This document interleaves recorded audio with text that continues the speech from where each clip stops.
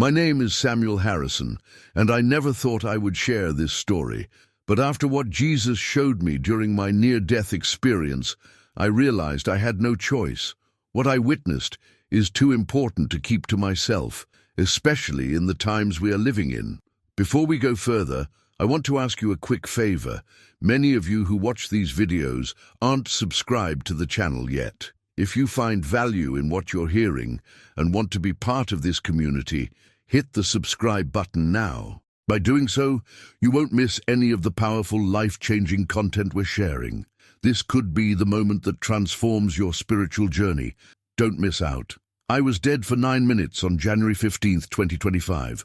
During that time, Jesus Christ himself revealed shocking truths about the California fires and commanded me to share them with the world. What I learned will shake you to your core. Let me tell you how it happened. For 28 years, I served as a firefighter with the California Department of Forestry and Fire Protection. It wasn't just a job, it was my calling. Every time I stepped into the flames, I felt God's presence guiding and protecting me. Even after retirement, I remained involved as a consultant and trainer, passing on my knowledge to the next generation. That January morning started like any other.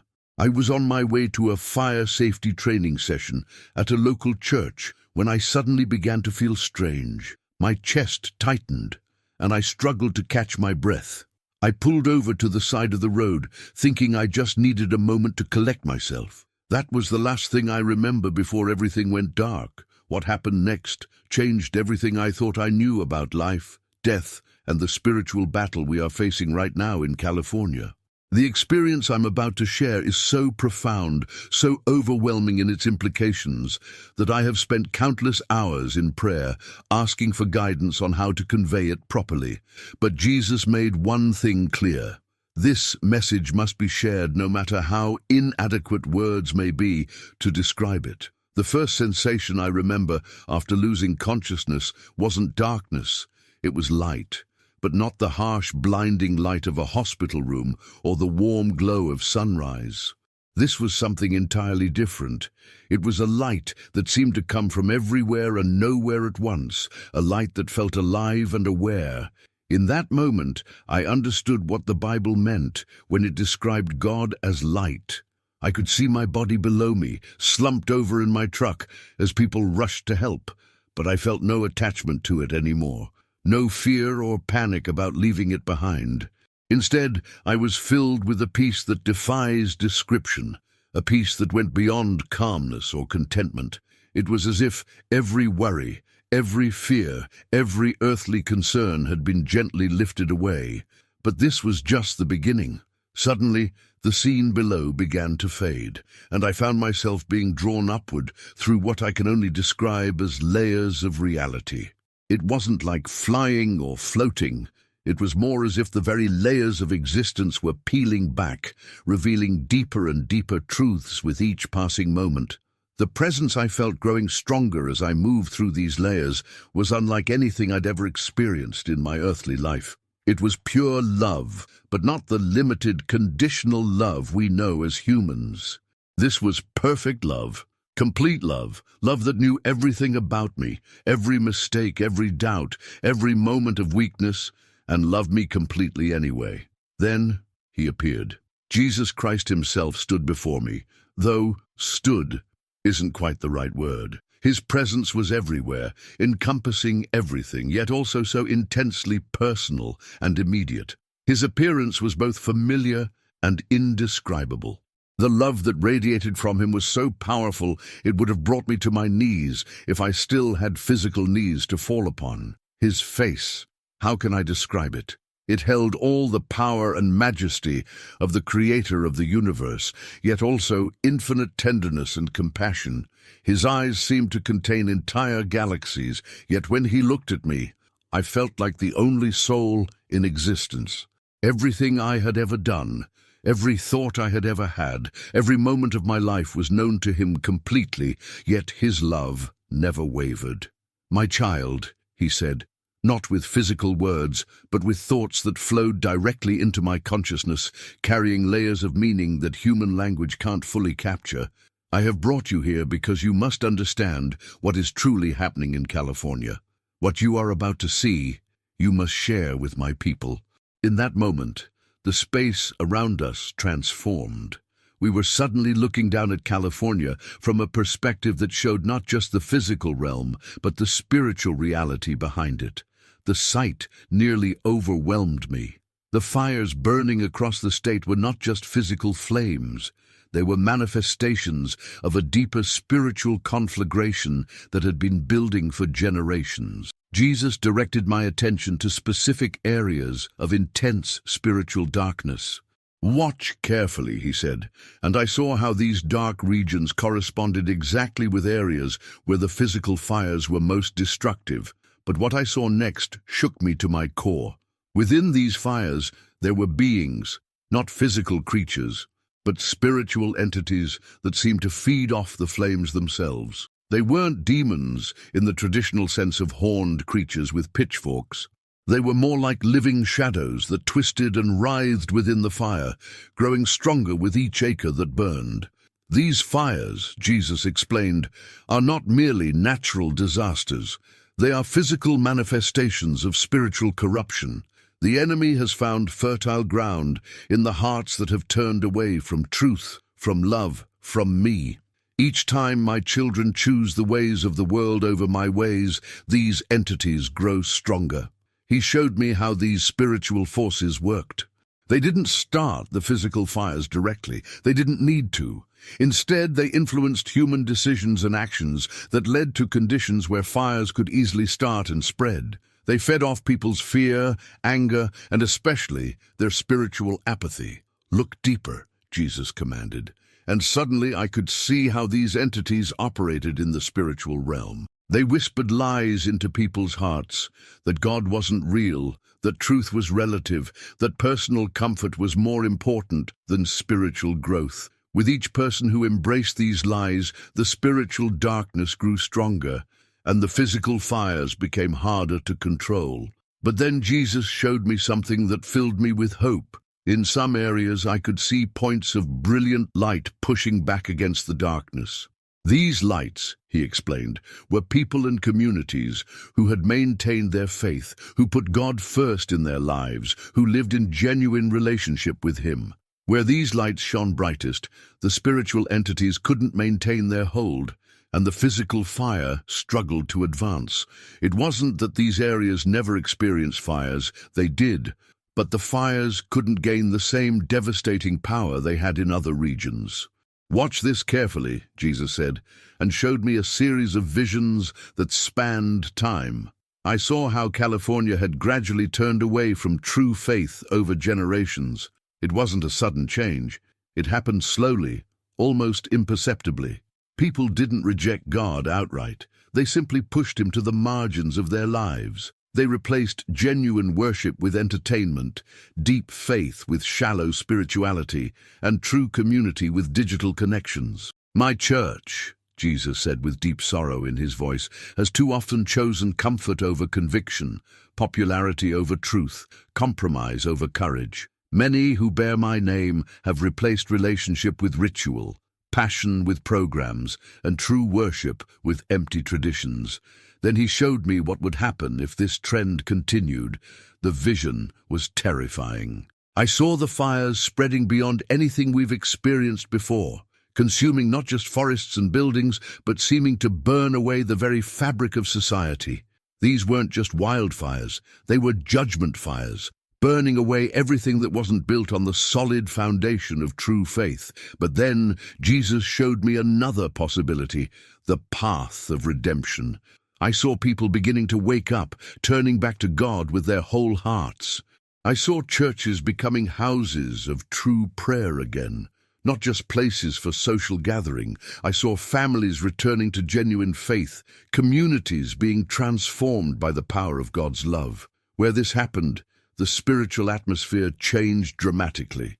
The dark entities that had been feeding off the fires began to weaken and retreat. The physical fires, while still present, became manageable again. Traditional firefighting methods began to work more effectively because they weren't fighting against spiritual forces anymore. "This," Jesus said, "is the message you must share. The fires in California will not be stopped by human means alone. No amount of technology, no firefighting technique, no government program can address the root cause. These fires are a warning and a call to return to me." He then showed me specific details about how this return to faith needed to happen. It wasn't about simply going to church more often or saying more prayers. It was about a fundamental change of heart. He showed me how genuine repentance and return to faith would manifest in practical ways. I saw families turning off their devices and spending time in prayer together. I saw churches opening their doors for extended periods of prayer and worship, not just scheduled services. I saw communities coming together to support each other, share resources, and encourage one another in faith. Most importantly, I saw how this renewal had to start with individual hearts. Jesus showed me how each person's decision to put God first created a ripple effect in the spiritual realm. When enough people in an area made this choice, it created a spiritual environment that the forces behind the fires couldn't penetrate. But Jesus warned, time is short. The window for this change is closing. The fires you see now are just the beginning, if my people do not return to me with their whole hearts. He then showed me something that brought tears to my spiritual eyes. I saw how much he loved every person in California, even those who had turned their backs on him. His heart broke for every home destroyed, every life disrupted by the fires. But his love was perfect, and perfect love sometimes requires allowing people to experience the consequences of their choices so they will turn back to him.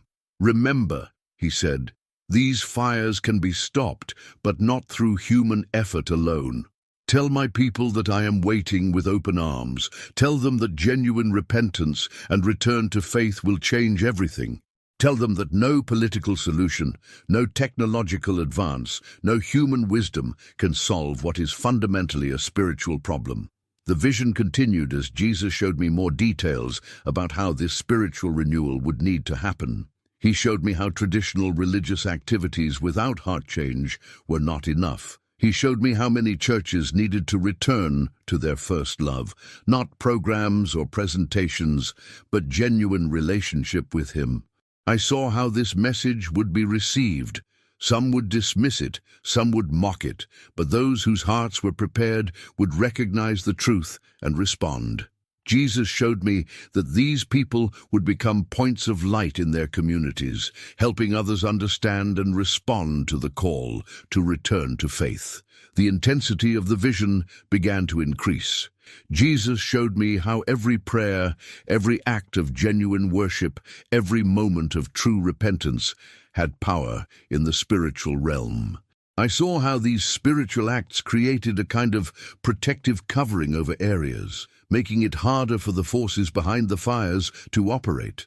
But he also showed me what would happen in areas where people rejected this message. The fires would continue to grow worse, defying explanation and overwhelming our best efforts to control them. Traditional firefighting methods would become less and less effective because they weren't addressing the real problem. "The choice," Jesus said, "must be made soon. These fires are both judgment and mercy, judgment on the spirit of worldliness that has invaded my church, and mercy because they are a warning that can still be heeded. Tell them that I am calling them back to their first love, back to true faith, back to putting me first in everything." He showed me how this return to faith would look different from what many people might expect. It wasn't about becoming more religious or following more rules.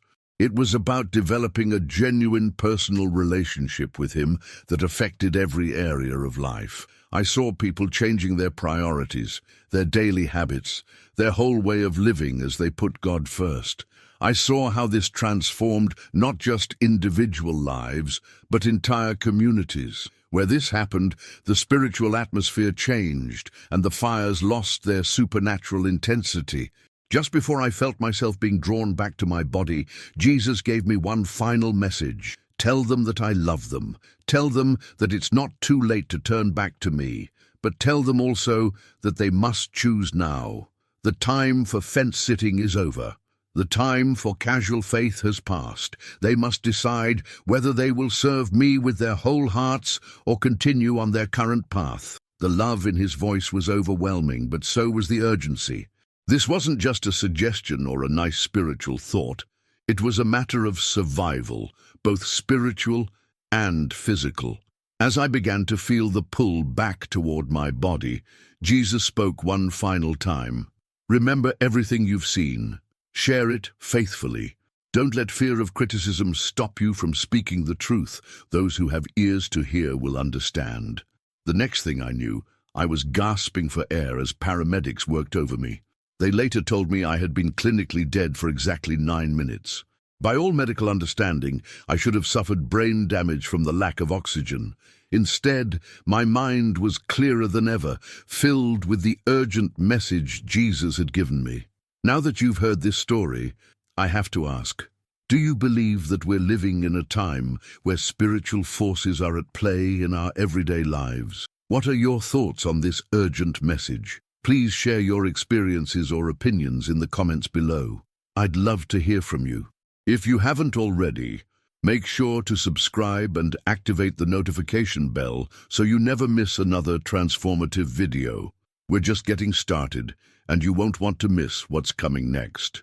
Next, make sure to check out the video recommended on your screen right now. It will continue to open your eyes to the truth of what's happening around us. Thank you for being here, and may you be blessed on your spiritual journey. See you in the next video.